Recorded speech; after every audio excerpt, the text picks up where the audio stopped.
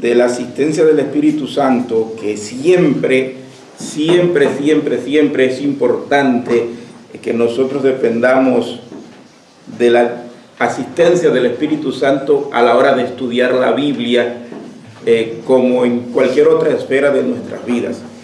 Pero si nosotros no tenemos la dirección del Espíritu Santo cuando vamos a estudiar la Biblia, lo más probable es que vamos a leer la Biblia y vamos a quedarnos como pescado en nevera.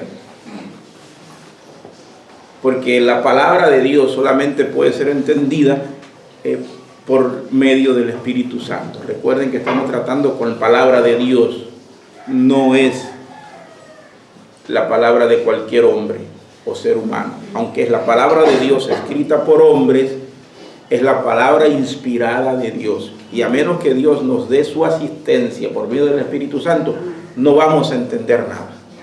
Nada.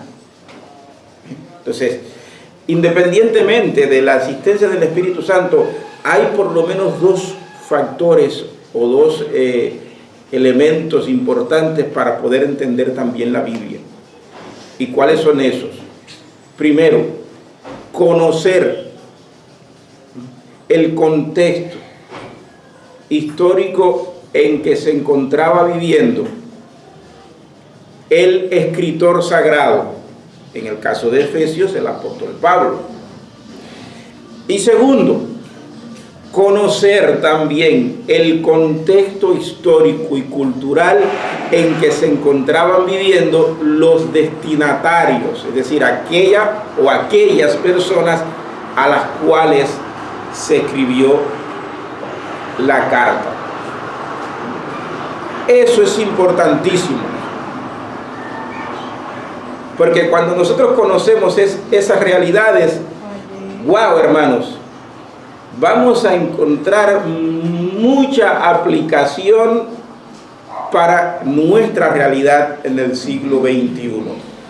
Mire, aunque vivimos más de 20 siglos ya de cristianismo,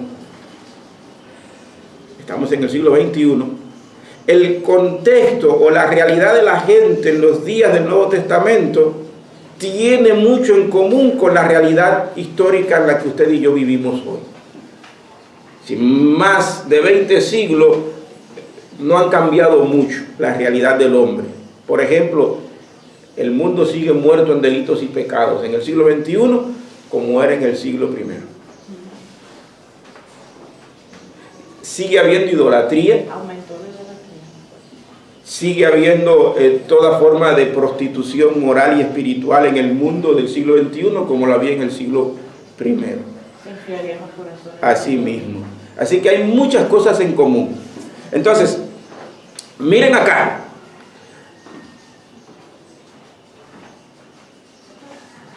Todos sabemos lo que es la cárcel. Todos sabemos lo que significaría para un ser humano ser privado de su libertad. Yo creo que de los presentes, ninguno de ustedes ha estado preso nunca. Y yo estuve preso cuando estaba en el servicio militar. Pero el estar preso en el servicio militar es muy distinto a sufrir prisión por un delito cometido, ser un delincuente, ser un asesino o cualquier otra cosa. Ahora, pero la cárcel es cárcel como quiera que se viva. Ahora, ¿a quién se le ocurriría, estando en la cárcel, escribir una carta como la carta a los Efesios? Es la pregunta que yo me hago siempre que voy a esta carta. No puedo dejar de preguntármelo, no puedo dejar de pensar en eso. Porque cuando una persona es privada de su libertad, probablemente encuentre muy pocas o ninguna razón para estar contento, para estar alegre, y más que ser un instrumento capaz de animar, exhortar, consolar a otros, la tal persona lo que necesitaría sería que lo consolaran, que lo animaran, que lo exhortaran. Tal persona en la cárcel necesitaría una mano amiga que le diga: no estás solo, estoy contigo, Aquí estoy para ti, para apoyarte cualquiera que sea tu situación. Eso es lo que esperaríamos.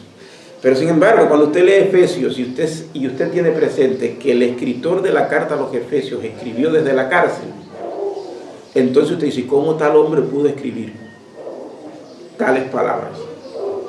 Solo por el Espíritu Santo él podía escribir lo que escribió. Él podía hablar de la manera que hablaba.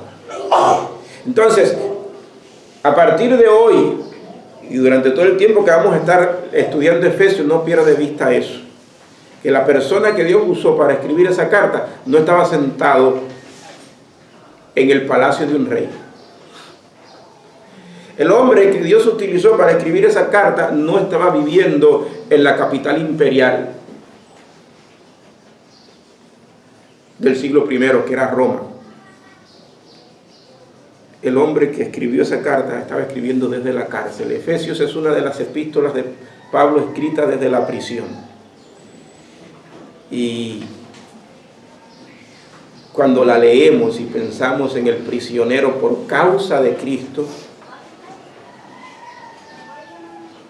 y cómo aquel hombre, en medio de todas las penurias que acompañan a el estar prisionero, puede seguir siendo pastor de una iglesia, puede seguir pastoreando desde la distancia por medio de la pluma a una y varias iglesias, porque Efesios sin duda fue leída por varias iglesias.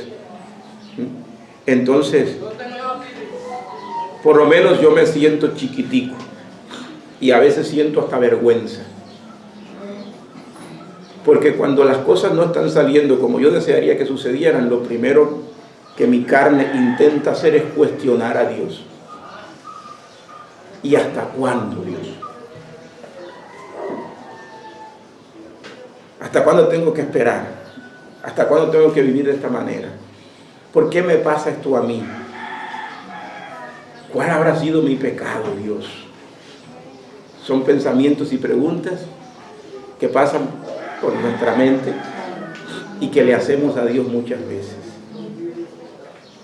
Si le habré preguntado yo a Dios en estos 9 años cuándo será el fin de esta larga espera para acabar de salir de este país con mi mujer y mis hijos. Ni se imagina usted, ni se lo imagina Carelia, ni Isabel, ni Caleb. 28 de febrero cerramos el caso en La Habana. Unos días después le llegó el permiso de viaje a Carelia y todavía estamos, Isabel, Caleb y yo, esperando el nuestro. Y los que leen mis reflexiones leyeron la última, quizás, que subí al grupo hace unos días. Esperar produce, ¿qué cosa? Angustia, dolor, ansiedad, desesperación. Cuando uno espera y no ve que se acaba la espera y que se alarga y se alarga, uno se desespera, se angustia, decía Salomón en Proverbios, y es cierto. Pero el deseo cumplido es ¿qué cosa? Alegría del corazón. Es vida para el corazón, es luz para el corazón. En otras palabras, es el mismo Jesucristo manifestando su gloria en la vida de sus escogidos. Amados, Pablo experimentó eso. Y por eso, estando en la cárcel, en lugar de quejarse, de lamentarse por lo que no tenía, Pablo aprovecha aún la oportunidad de estar en la cárcel para seguir ministrando, para seguir animando, para seguir predicando, para seguir llamando a los creyentes a la fe, a la obediencia, a la fidelidad. Nunca se olvide de eso, hermano mío. No importa en qué circunstancias te encuentres viviendo. Si Jesucristo es tu Salvador, aún en medio de esas circunstancias, Dios puede hacer contigo una obra maravillosa. Que no solamente va a traer bendición a tu vida, sino a miles de personas, si tú te atreves a creerle a Dios y te dejas usar por Él, sin importar en qué circunstancias te encuentres viviendo. Ahora, vamos a pensar en la gente a la que Pablo escribe. Vamos a pensar en esa gente, los efesios. Mire, hermano, cuando anoche volví a leer un poco sobre la ciudad de Éfeso, el contexto histórico de Éfeso, y recordando lo que enseñamos ya hace varios años, casi 20 años, cuando estábamos en Mario Pozo. Si nosotros tuviésemos que comparar la ciudad de Éfeso con alguna de las ciudades del siglo XXI, Éfeso podría ser comparable a cualquiera de las grandes ciudades de los Estados Unidos de América, comenzando por la capital. Éfeso podría ser comparada con la ciudad de Houston en el estado de Texas, una de las ciudades más lindas que yo he visitado en los Estados Unidos, Houston, o la ciudad de Dallas, también en el estado de Texas. Éfeso podría ser comparada con la ciudad de Miami, en la península de la Florida. Pero la ciudad americana que más se parecería a Éfeso, desde mi punto de vista, sería Las Vegas, la ciudad del pecado. ¿Entienden? Así mismo. Mire, Éfeso era una de las ciudades privilegiadas por el Imperio Romano. Era la capital de la provincia de Asia en el Imperio Romano, y tenía un puerto muy importante que facilitaba el comercio marítimo en la época. Éfeso políticamente era una ciudad estable porque estaba bajo la tutela, bajo la supervisión del Imperio Romano. Entonces gozaba de una paz bastante amplia. Éfeso, en el aspecto religioso, también era una ciudad muy importante en el siglo I, porque en la ciudad de Éfeso había una de las 7 maravillas del mundo antiguo, y era el templo de Diana de los Efesios. Entonces, el culto a Diana de los Efesios era un culto muy, pero que muy extendido, no solamente en la ciudad de Éfeso, sino en todo el imperio. Diana era la diosa madre, o una de las tantas expresiones de la diosa madre en el paganismo antiguo. Entonces, su imagen era una estatua de una mujer desnuda con muchos pechos, porque como era la diosa madre y diosa de la fertilidad, se representaba con muchos senos, muchos pechos, aquella diosa. Su templo, como ya lo dije, era una de las 7 maravillas del mundo antiguo. Entonces, todos los años, muchos peregrinos de todas partes del imperio venían a Éfeso para celebrar entre los meses de marzo a abril, celebrar las fiestas a la diosa Diana.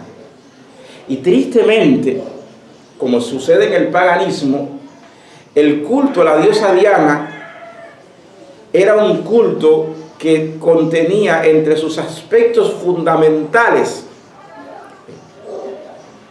la perversión sexual. En el templo de Diana habían muchas prostitutas. Entonces, todo el que venía de todas partes del mundo antiguo a Éfeso para adorar a Diana en sus días de fiesta, tenía la oportunidad de adorar a la diosa madre según su preferencia sexual. Si tú eras hombre y querías adorar teniendo sexo con otro hombre, tú podías adorar a tu diosa madre. Así, si eras mujer, podías hacerlo. Así que la prostitución, en cualquiera de sus formas, era parte del culto a Diana de los Efesios. Entonces, una ciudad muy rica, muy populosa, una ciudad corrompida en grado superlativo en el culto a la diosa Diana, era un peligro para cualquier cristiano. Como es un peligro hoy en día para cualquier cristiano, ya no solamente no vivir en Estados Unidos, hasta en Cuba, es un peligro. Es más peligroso, es más, se corre más riesgo de pervertirse cuando se vive en una ciudad grande que cuando se vive en un pueblo más pequeño. Eso es una realidad que todos entendemos. Y eso pasaba en Éfeso. Entonces, cuando Pablo escribe a los efesios, Pablo tiene en cuenta todas esas cosas que acabo de compartirles. Y mire un dato curioso. Si usted lee todas las epístolas de Pablo, Efesios es la única de las cartas de Pablo en la que Pablo no reprende a la iglesia por algún pecado dentro de ella. No hay otra epístola. En todas las epístolas, Pablo por lo menos toca algún problema que había dentro de la iglesia. Pero cuando escribe Efesios, Pablo no escribe porque hubiese un problema en las iglesias de Éfeso, sino por el contrario.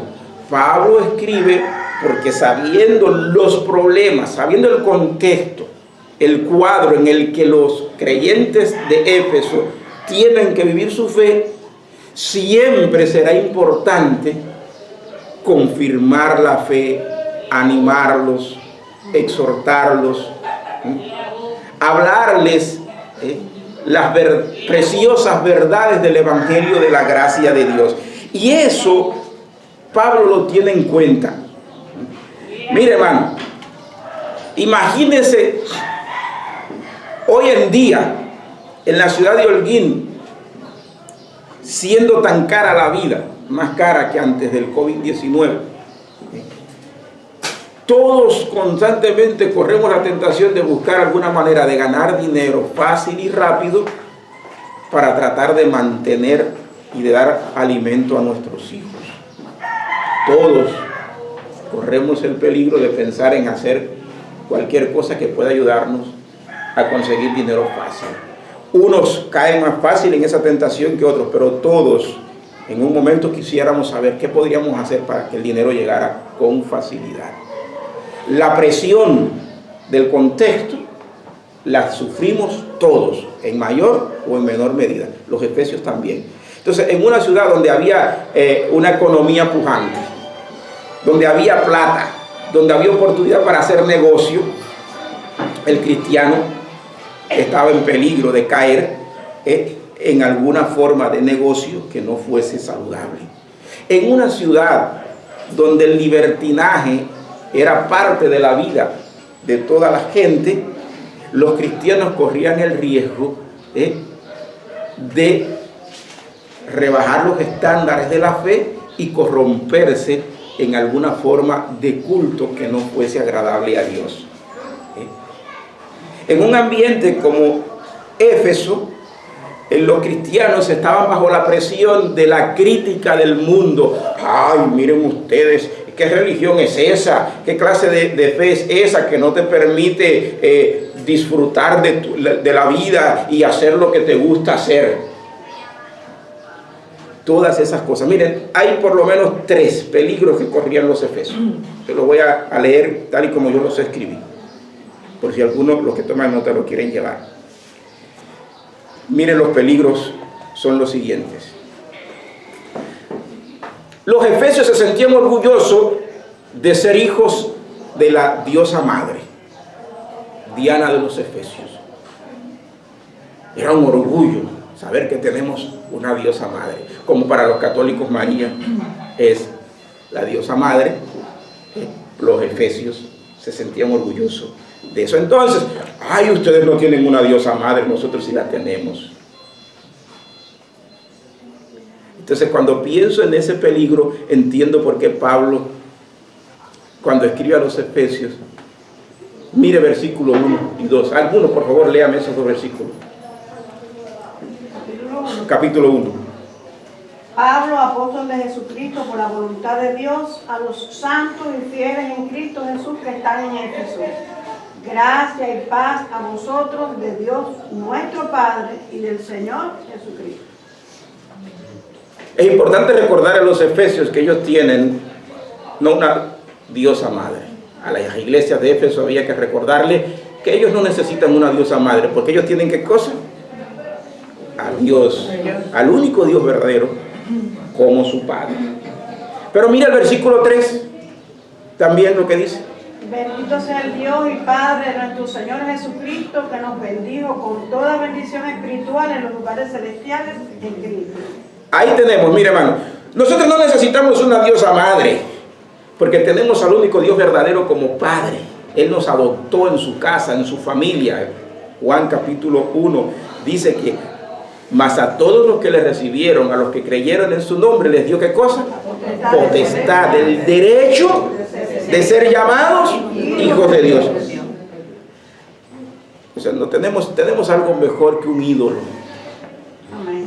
Tenemos al único Dios verdadero como nuestro Padre, como nuestro Salvador. Ese es el primer peligro que corrían, era ese, el de sentirse inferiores, porque ellos no tenían una diosa como Diana de los Efesios, no tenían el templo que tenía Diana de los Efesios, pero tenían algo mejor, tenían al único Dios verdadero como su Señor, su Salvador y su Padre. Bendito sea el nombre de Jesús. Mire otro peligro. En el siglo I, el ser cristiano llegó el momento en que comenzó a costarle a muchos creyentes el perderlo todo. Pablo fue uno de ellos. Recuerde, en su epístola a los filipenses, Pablo les dice que por amor de Cristo lo había perdido todo. Entonces, hubo muchos como Pablo en el siglo I que a raíz de su conversión perdieron todo. En muchos casos, las familias los negaban, los desheredaban, los expulsaban. Entonces, ante el rechazo a veces de tu propia familia, ante la pérdida de tus posesiones por causa de tu fe, y viviendo en una ciudad tan rica como Éfeso, cualquier creyente podría o estaba en peligro de caer en una crisis de fe, en una crisis de convicciones que lo llevara a volver atrás o a rebajar los estándares de su fe con tal de no perder sus propiedades, sus riquezas. Ese era un peligro. Otro peligro era el peligro es que si aquí todo el mundo trabaja, hace plata, yo tengo que buscar la manera de trabajar, de hacer plata para yo también ser rico y estar al nivel de los que tienen billete. Ese es otro peligro que ya hemos mencionado. Entonces, ante ese peligro era importante recordarle a los efesios, creyentes verdaderos de Efesios, que ellos no eran unos pobretones, que ellos no eran unos miserables, que aunque muchos estaban perdiéndolo todo por causa de su fe, ellos tenían una riqueza que nadie les podría quitar. Versículo 3 lo acabamos de leer y dice que nos bendijo con toda bendición espiritual en los lugares celestiales. Si sigue leyendo más en el capítulo 1, va a encontrar que Pablo habla de las riquezas de la gracia de Dios que le han sido dadas a los creyentes. Entonces era importante hablarle de eso. Otro peligro que corrían los efesios era el peligro de intentar pelear sus batallas a la manera del mundo y no a la manera de Dios. Y creo que por eso Pablo al final de la epístola les habla de cuál es la batalla que peleamos, contra quién peleamos y cuáles son las armas que debemos usar en nuestra batalla. Esos son algunos peligros. Podríamos citar más. Cuando usted lee los capítulos 4, 5 y parte del 6, hay peligros que el matrimonio, que la familia cristiana en Éfeso corría y que era importante entonces hablarles sobre ese tema a fin de que ellos no se dejaran arrastrar. Entonces, hermanos, teniendo en cuenta el contexto en el que Pablo se encuentra cuando escribe, teniendo en cuenta la realidad histórica y cultural de la ciudad de Éfeso, se pueden identificar varios propósitos de Pablo al escribir la epístola a los Efesios. Algunos de ellos son los siguientes propósitos de Pablo al escribir. Número 1, el apóstol quería recordarle a las iglesias, a los creyentes de Éfeso, la obra de amor que Dios había hecho en favor de ellos.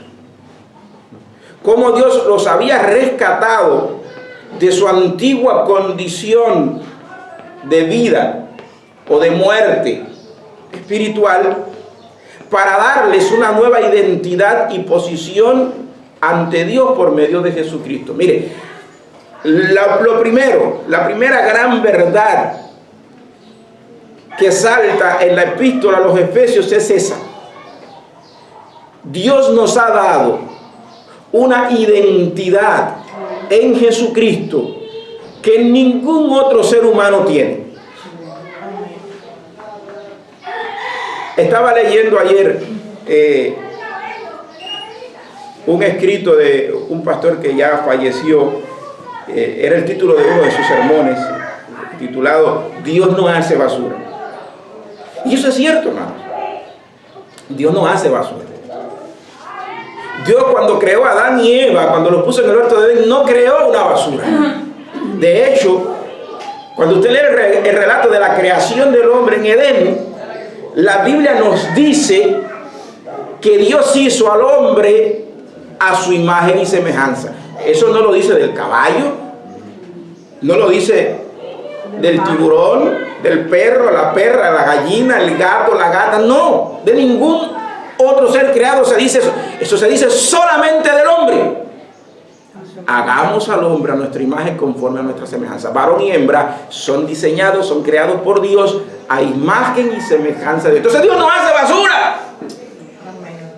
Entonces, ¿por qué muchos se han degradado al nivel de la basura? ¿Por qué el hombre ha descendido al estercolero de este mundo? Porque el hombre escogió vivir la vida a su manera. Al decir de un cantante mundano, vivir la vida loca. Y cuando el hombre decide vivir la vida loca, vivir a su manera y no a la manera de Dios, entonces el hombre comienza a descender por una espiral descendente que le va a llevar hasta el mismo infierno si no se arrepiente y se vuelve a Jesucristo. Pero Dios no hace basura. Y lo primero, repito, la primera gran verdad que enseñamos hace ya casi 20 años y que vamos a volver a enseñar ahora es esta: Dios te ha dado una identidad en Jesucristo. Dios te sacó del estercolero de este mundo. Efesios capítulo 2 dice que Él nos dio vida cuando estábamos muertos. Entonces, te ha dado una identidad en Jesucristo. Ya no eres un muerto. Ya no eres extranjero ni advenedizo. Ya no eres hijo de ira. Como dice el capítulo de Efesios. En aquel entonces, éramos por naturaleza hijos de ira. Ya no somos hijos de ira. Ahora somos hijos de Dios por la fe en Jesucristo. Amén. Que no se te olvide nunca eso. Cuando el mundo te diga que tú no vales nada, o cuando tú mismo o tú misma pienses que tú no vales nada, acuérdate que si eres un hijo de Dios, eres de gran valor. Dios no hace basura. El pecado te quitó el valor que tenías. El pecado te robó tu identidad en Cristo. El pecado te robó tu identidad en Dios. Pero ahora en Jesucristo Dios te está devolviendo lo que el pecado y Satanás te quitaron en Adán. Una nueva identidad. Esa es la primera gran verdad. Pero no solamente eso. Otro de los propósitos de Pablo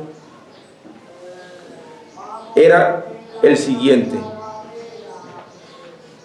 siendo que ustedes tienen una nueva identidad, de esa nueva identidad que ustedes tienen se derivan por lo menos dos cosas. Dos de las preguntas filosóficas más importantes de la historia pueden ayudarnos a responder esto. ¿Por qué estoy aquí? ¿De dónde vengo? ¿Y cuál es el propósito o meta por el cual yo estoy aquí?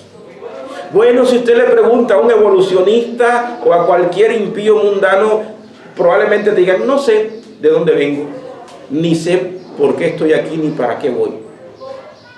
Pero si se encuentra quizás con algún filósofo, te va a decir, mire, usted viene del átomo, de polvo celestial, y usted no está aquí por ningún propósito, usted es un producto fortuito de la casualidad. Usted nace, crece, se muere, y después que se muera, usted no va a ninguna parte, usted va a la nada.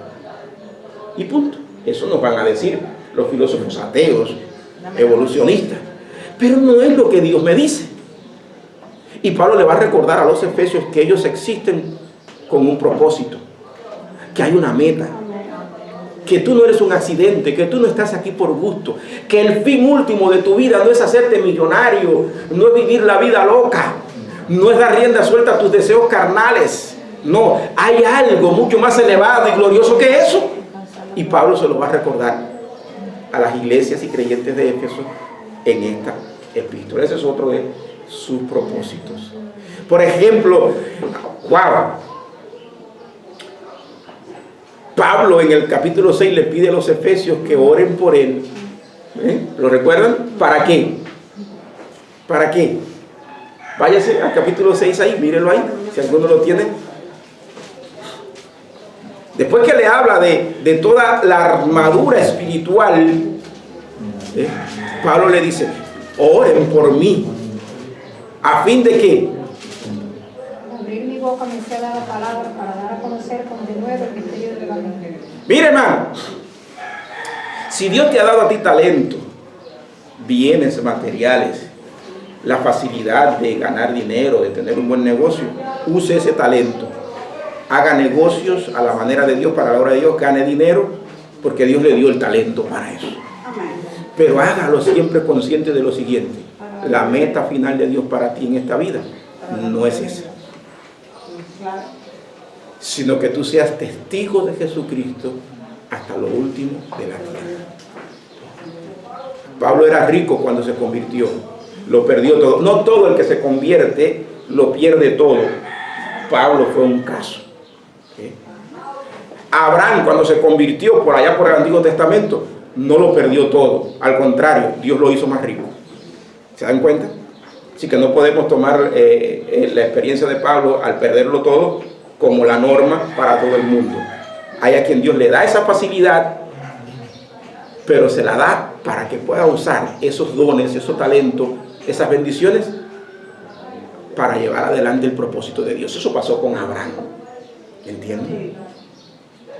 Eso pasó con Abraham. Entonces, usted existe con un propósito. Dios tiene un plan, un diseño. Hay un lugar que usted debe ocupar dentro de la casa, dentro de la familia de Dios. Descubra cuál es su lugar y comience a vivir para ese propósito. En el capítulo 4, cuando Pablo habla de los ministerios en la iglesia, Pablo le dice a los efesios que el propósito de los ministerios dentro de la iglesia era equipar a los santos para la obra del ministerio. Así que si yo tengo el ministerio, tengo el talento de la enseñanza, de la predicación, bueno, Dios me ha dado la capacidad de enseñar, de predicar, para que yo pueda enseñar a otros, para que esos otros vayan a enseñar a otros. Equipar a los santos para la obra del ministerio. Usted tiene un propósito en la casa. Nadie está dentro de la casa sin propósito.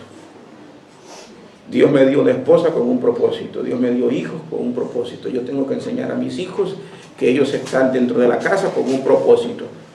No es levantarse, comer y dormir y jugar con el teléfono. No, hay que lavar, hay que fregar, hay que botar basura, hay que hacer esto, hay que hacerlo. Cada uno dentro de la casa tiene un rol, tiene un propósito. Y así como dentro de la familia, cada miembro tiene una misión, tiene un propósito, una responsabilidad. En la familia de Dios, que somos todos, cada miembro tiene una función. Ningún miembro está ahí por gusto. No hay miembros vestigiales en la familia de Dios. Esos son conceptos científicos hasta tanto no se den cuenta de que, por ejemplo, el apéndice no está ahí como un órgano vestigial, como dicen muchos científicos. Cada miembro en el cuerpo tiene un propósito, y eso es importante. Entonces, hay un tercer propósito. Miren, usted tiene una identidad, usted tiene una misión, hay una razón, una causa por la que usted está aquí, hay una meta a la que Dios le quiere llevar a usted. Esos son dos propósitos de Pablo: identidad, propósito, misión. Tercero, Pablo quiere recordarle a los creyentes de Éfeso que ellos tienen una herencia, que ellos han recibido una herencia una vez que han sido restaurados en Jesucristo. En otras palabras, ustedes no son unos pobretones, ustedes no son una familia miserable.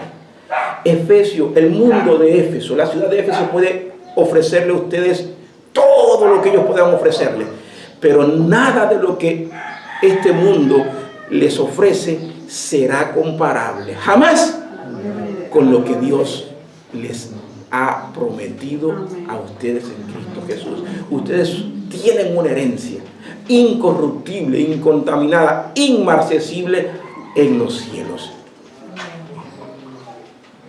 Ustedes no tienen por qué sentirse inferiores.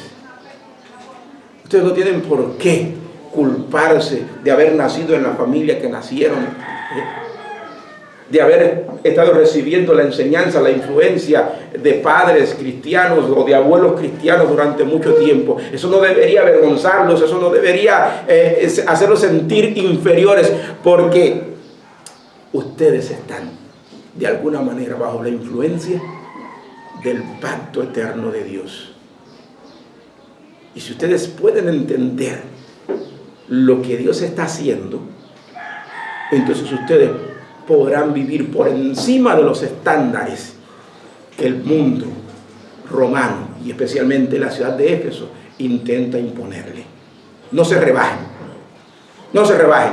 Y entonces, cuando pienso en esa herencia, mire, una herencia es algo que se nos ha prometido, ¿cierto? Es algo que no te estamos disfrutando al presente. Es una herencia. Algún día la voy a tomar, la voy a recibir.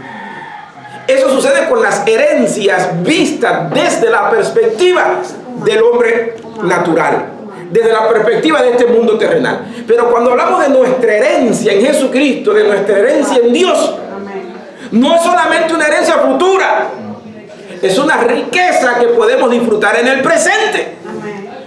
Y no me voy a ir muy lejos de la epístola a los Efesios. Hay montones de pasajes en todo el Nuevo Testamento que me hablan de eso. Pero mire uno tomado de Efesios, capítulo 2. Voy a invitar a alguno que amablemente lea versículos 6 y 7. Y juntamente con Él nos resucitó y asimismo nos hizo sentar en los lugares celestiales con Cristo Jesús. Pausa. Pablo le dice a la iglesia de Éfeso, y mira el contexto del capítulo 2, versículo 1 al 5, el contexto anterior, el más cercano. Pablo le dice: recuerden que ustedes en otro tiempo estaban muertos, y Él les dio vida a ustedes cuando estaban muertos en delitos y pecados. Y por gracia los salvó. Ahora, ¿qué pasó? ¿Qué pasó cuando Dios fue al cementerio en donde ustedes vivían y los resucitó? ¿Los dejó en el cementerio para que volviesen de nuevo a morir? ¿Fue una vida temporal la que Él les dio en ese momento? No, fue vida eterna. Le dio vida eterna y no los dejó en el sentido espiritual, no los dejó en el cementerio para que viviesen como muertos, sino que los tomó. ¿Y a dónde los llevó? En los lugares celestiales. Los llevó a los lugares celestiales. Amén. ¿Y dónde los puso? ¿En una gaveta? ¿En el cuarto de desahogo? Bajo una cama, en el supuesto caso de que hubiese una cama en el cielo. Junto con Él. ¿Los dejó en el garaje celestial? Junto con Él nos resucitó. Dice, juntamente con Él nos resucitó y así mismo nos hizo sentar en la cocina, En los lugares celestiales. en los lugares celestiales. Mira la pregunta. Cuando Jesús subió al cielo, ¿dónde se sentó? ¿Dónde dice la palabra de Dios que el Hijo de Dios se sentó?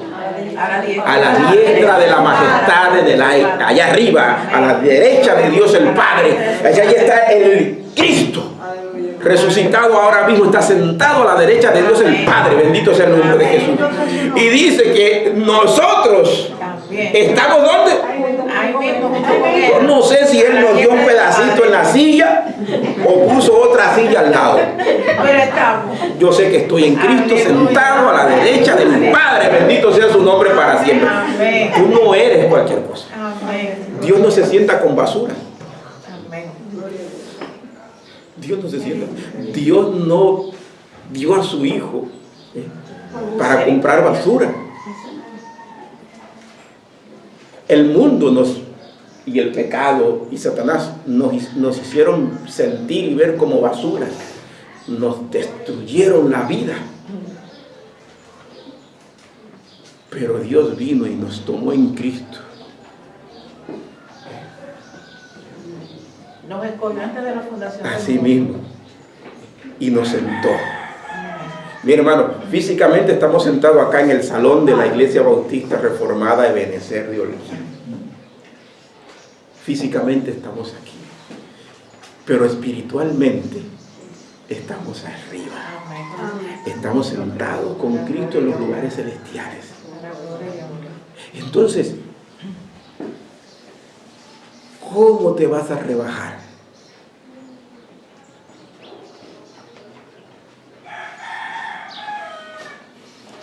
Yo no necesito de un psicólogo para mantener mi autoestima en alto. Con la palabra de Dios me es suficiente. Amén.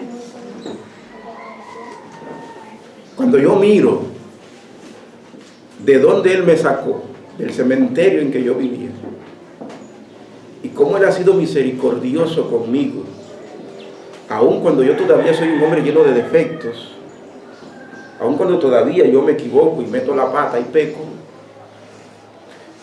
entonces, y yo tengo que darle gloria a Él, porque su palabra me arrastra y me ala una y otra vez y me dice, este es tu lugar, es aquí donde debes estar.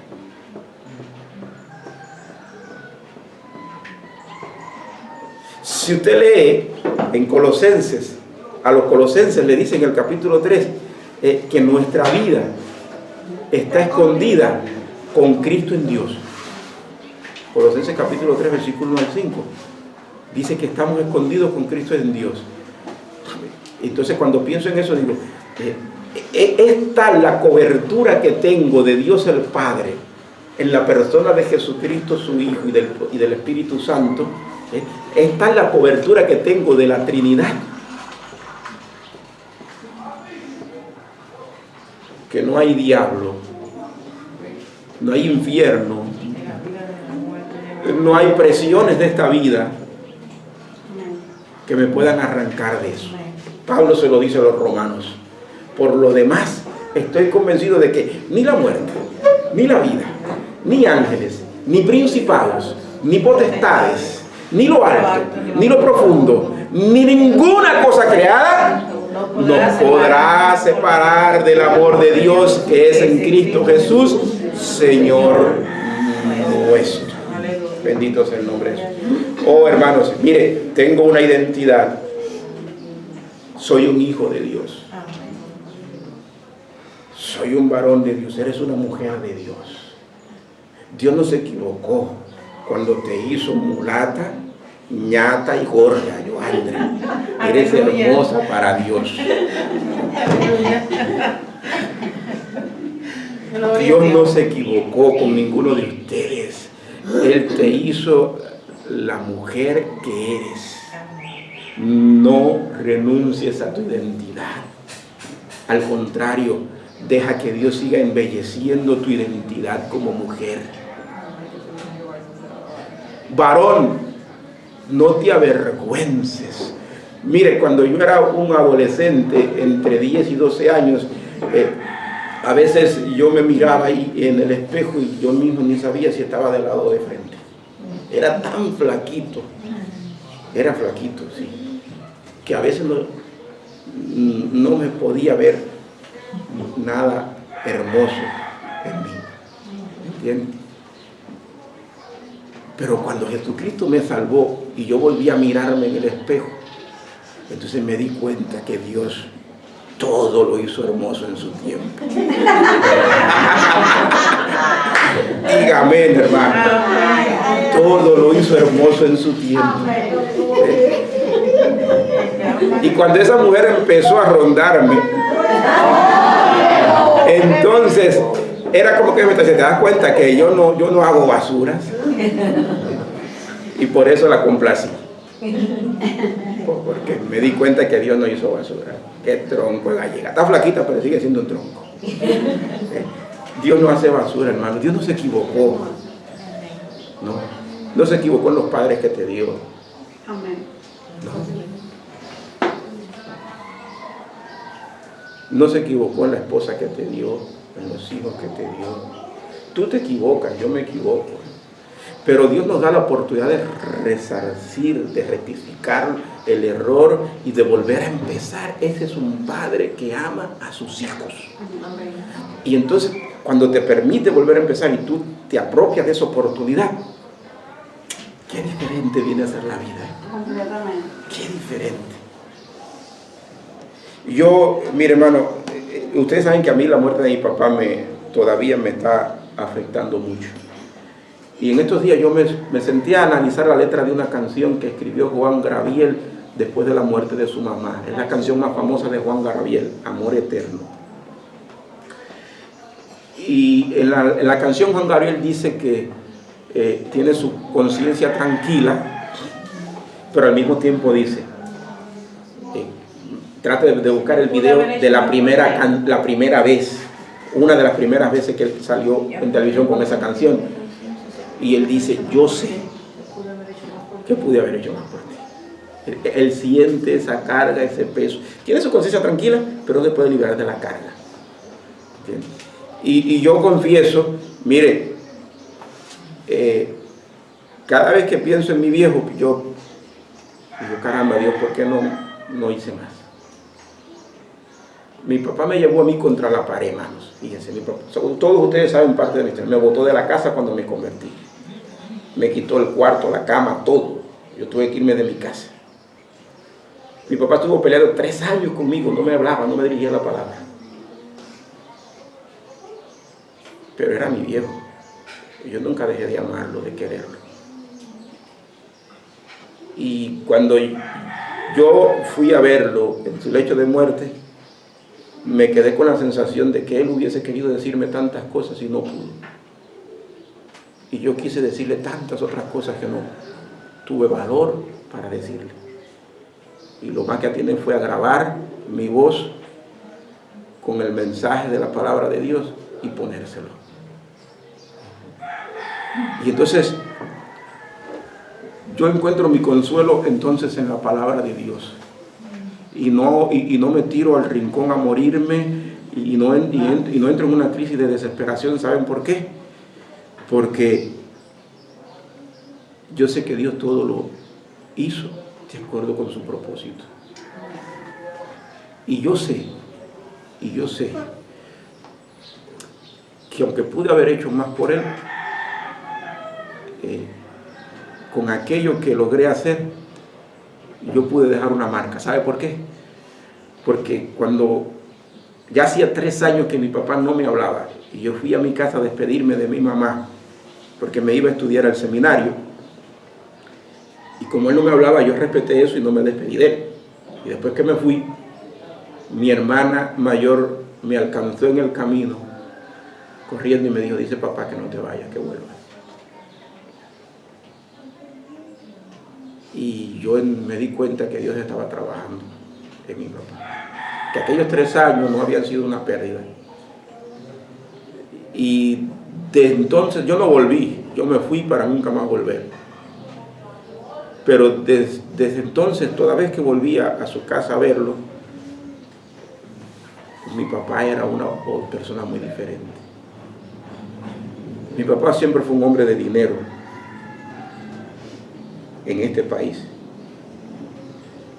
Mi papá fue un hombre de peleas de gallos, juegos de dados, de más de una mujer, hijos regados, dejó mucho.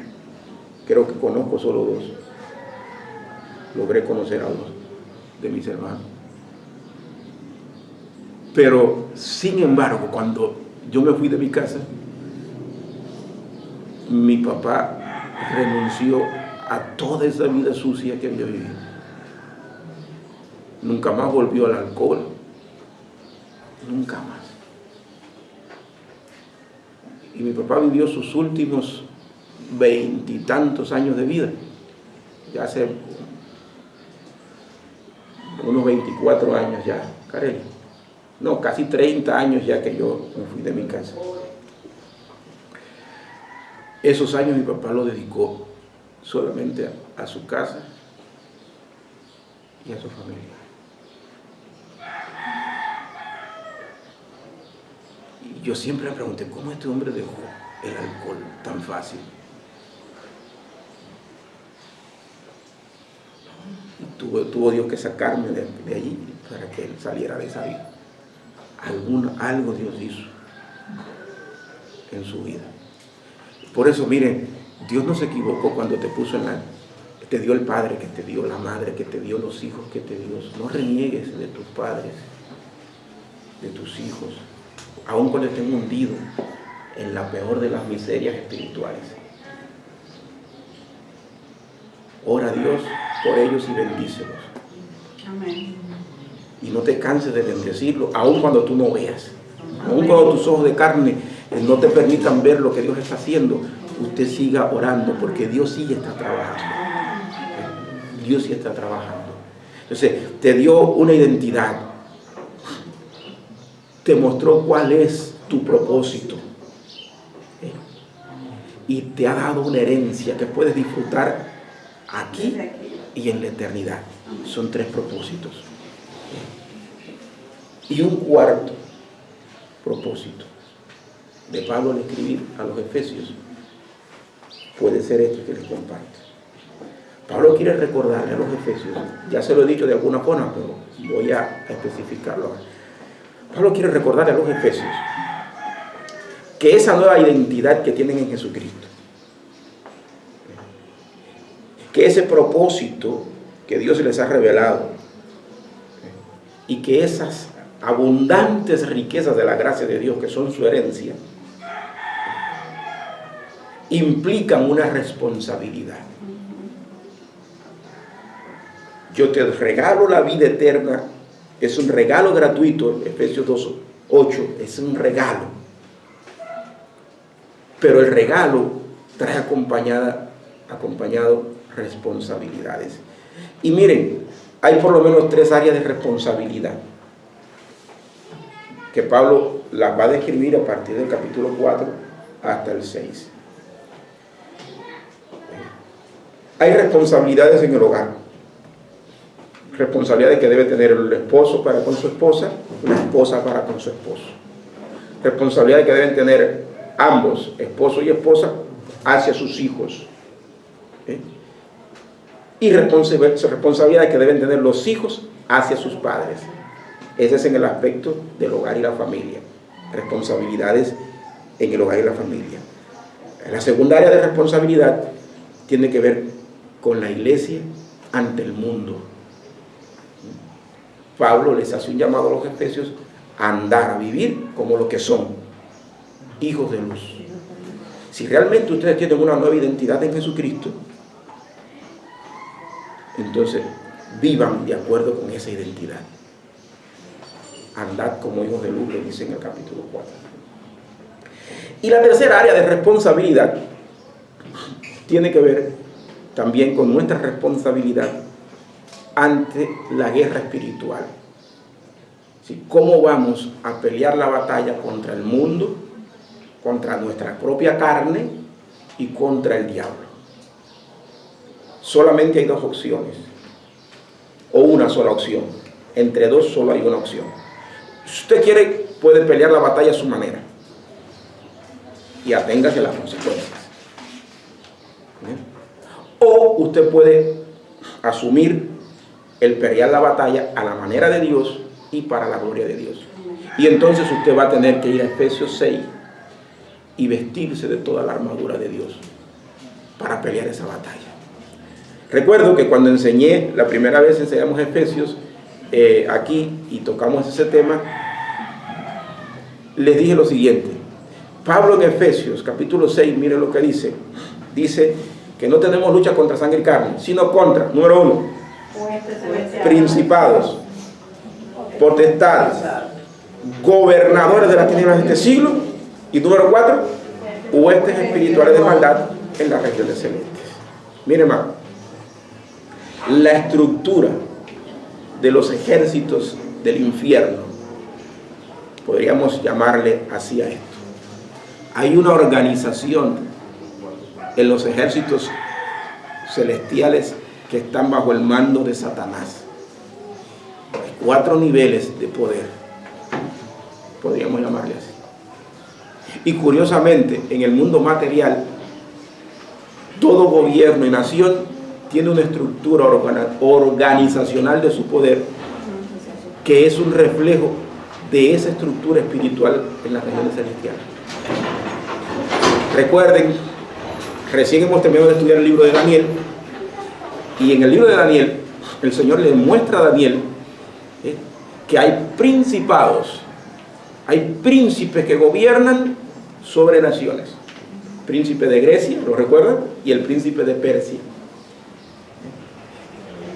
Entonces, en el conflicto de los siglos, si usted ignora la parte espiritual, usted es perro muerto en la carretera. Si usted mira el conflicto árabe-israelí, si usted mira el conflicto Rusia-Ucrania, solo desde el punto de vista humano material, usted va a ser arrastrado. Pero si usted lo mira desde la perspectiva de un Dios soberano, que es el Señor de la historia, entonces usted va a ir a Efesios y se va a revestir con toda la armadura de Dios. Y va a orar a Dios para que Dios le ayude a pelear la batalla a la manera de Dios y para la gloria de Dios. Y mire, se va a dar cuenta, entre otras cosas, que en esta batalla no es usted el que pelea. Como le dijo el Señor a Moisés allá en Éxodo. No, disculpen. Como le dijo uno de los reyes de Judá, Jeroboam, creo que era Carelia, Jeroboam, no habrá para que peleéis vosotros. Jehová peleará por vosotros y vosotros estaréis tranquilos. La pelea es de Dios. Es Dios quien la pelea. No eres tú ni soy yo. Recuerde que tu posición, ¿cuál es? Efesios 2, versículo 6. Yo estoy sentado en el trono. Gobierno con Cristo en los lugares celestes. Reino con Cristo en los lugares celestes. Yo no soy el que pelea. Es Dios el que pelea su batalla. Entonces, hermanos, a grandes rasgos, esto es lo que vamos a estudiar de la epístola de Pablo a los Efesios. Entonces, podríamos definir, mire, en palabras del mismo Pablo, hay un pensamiento que domina toda la carta. Y ese pensamiento podríamos definirlo de esta manera. Dios nos va a mostrar por medio del apóstol Pablo el gran misterio. ¿Cuál es ese gran misterio? Es la reconciliación de todas las cosas en Cristo Jesús, pero especialmente la reconciliación de judíos y gentiles dentro de la familia de Dios. Y al revelarnos ese misterio y cómo Dios nos trae a su familia, hombres de toda tribu, lengua y nación, Dios nos va a dar todas esas cosas que les acabo de compartir. Nos va a mostrar cuál es nuestra identidad, cuál es nuestro propósito y meta, cuál es nuestra responsabilidad, cuál es nuestra herencia en Jesucristo. Todo eso es parte del gran misterio que Dios reveló a Pablo y que nos llega a nosotros de la pluma del apóstol Pablo. Así que tú no eres cualquier cosa. Si tú no eres cristiano, tú eres cualquier cosa. Tanto que aunque ahora quisieras, si ahora no lo crees, no importa que ahora no lo creas. El tiempo lo dirá. Si Dios no te salva, el tiempo te mostrará que no solamente eres una basura, sino que terminarás siendo pastos de fuego del infierno, leña del infierno, a menos que te arrepientas y rindas tu vida a Jesucristo. Todo lo que te aguarda es eso, una pena de eterna condenación en el infierno. Que de eso no te quepa duda. Pero si usted ha conocido a Jesucristo como el Señor y Salvador de su vida, si usted se ha entregado a Jesucristo de todo corazón, entonces ya tú no eres una basura. Ahora tú eres un hijo, una hija de Dios. Eres un príncipe en la casa del Padre. Estás sentado con Cristo en los lugares celestiales. O como más me gusta decirlo, y es como se lo registra Lucas en su evangelio. Y yo estoy seguro que Margarita se lo sabe, porque ya lo tiene apuntado en su Biblia. En Lucas capítulo 13. Mire las palabras de Dios. Dice el Señor: no temáis, manada pequeña, porque a vuestro Padre le ha placido. Son buenos estudiantes. Mire, tú eres hijo del Padre. Eres una oveja del buen pastor. Y ese Padre, ese buen pastor,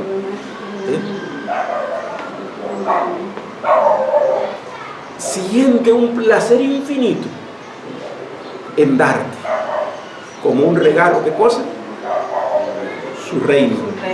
Entonces que no solamente es papá y pastor, si me está dando como regalo su reino, entonces ¿qué es también?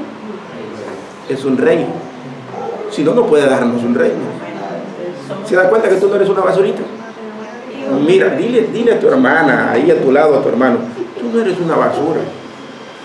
Tú eres hija de un padre. Eres hija de un rey. Eres hija o hijo de un pastor. Amén. Y ese pastor, padre y rey, se deleita, se complace en darte como un regalo su reino. Amén. Eso es Efesios. Dios recordándonos que lo que nos ha dado en Jesucristo no es comparable con nada de lo que este mundo te puede ofrecer. Que el Señor nos bendiga y nos guarde. Vamos a orar. Padre nuestro que estás en el cielo, santificado sea tu nombre. Te damos gracias por permitirnos recordar en esta mañana estas preciosas verdades que ya estudiamos de Efesios y que queremos volver a estudiar en las próximas semanas. Te pido, Dios mío, que abras nuestros corazones, que ni uno solo de los aquí presentes permita que estas verdades, Señor, no tengan efecto en su corazón. Abre sus corazones, Señor, y concédenle la gracia para recibir estas verdades de este gran misterio, Señor, y que se puedan apropiar de ellas. Y que a partir de hoy ninguno de estos amados hombres y mujeres, Señor, vivan de acuerdo a los estándares de este mundo, sino que comiencen a vivir de acuerdo con los estándares de tu reino. Pues tú nos estás dando con placer el gozo de vivir, Señor, en niveles superiores, tanto en lo espiritual como también en lo material. Santifícanos en tu palabra. Perdónanos si en algún punto fallamos o te ofendimos. Si alguno ha sido ofendido, muéstrale que no ha sido nuestra intención herirlo, sino advertirlos del peligro que corren para que vengan a la fe y a la salvación. No hay mejor identidad que la que tú nos has dado en Jesucristo. No hay mayores riquezas ni mejores que la que tú nos estás dando en Jesucristo. Oh Dios del cielo, no hay propósito mejor, no hay más sentido para nuestra vida, ni una meta mejor que alcanzar que la meta que tú nos has propuesto en Jesucristo. Señor, y no hay mayor placer que asumir nuestra responsabilidad en el hogar, en el matrimonio, en nuestra relación con los hijos, Señor, ante la sociedad. Y no hay mejor batalla que podamos pelear que aquella que peleamos a la manera tuya y para la gloria tuya. Porque sabemos que esa batalla ya está ganada. Gracias te damos. En el nombre de Jesús. Amén y amén. Que el Señor me los bendiga a todos en esta mañana. Lamentamos